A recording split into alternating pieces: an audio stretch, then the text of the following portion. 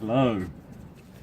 Right, these are the camber shims. They sit between the pivot bar and the arm. That pulls the arm in to correct your camber. So I'm just going to tighten these up to 110 Newton meters, then we're good to go.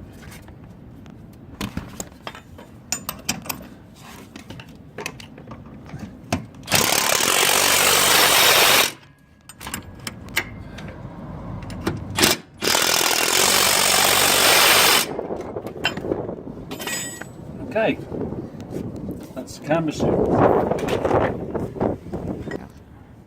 Right, now we're going to reconnect the top ball joint. I like to make it easy and turn this so the split pin's easy to install and remove later on. A lot of people forget and you can't get it out afterwards.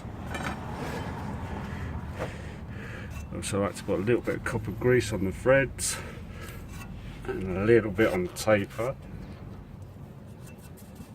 This makes it easier next time when you want to change the ball joint.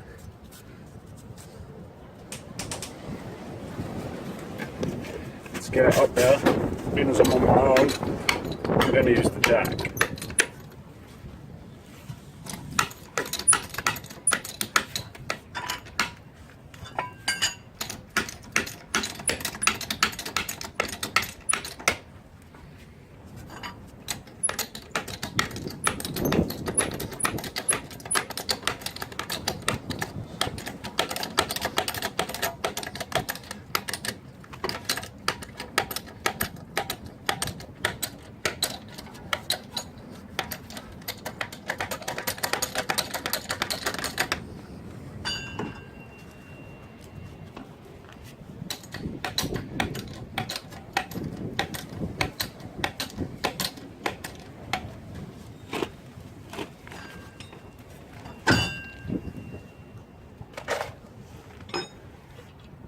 Nut on, do it up to the specified torque, and don't forget your split pin. I'm going to leave the split pin for now just in case I need to change the camber. And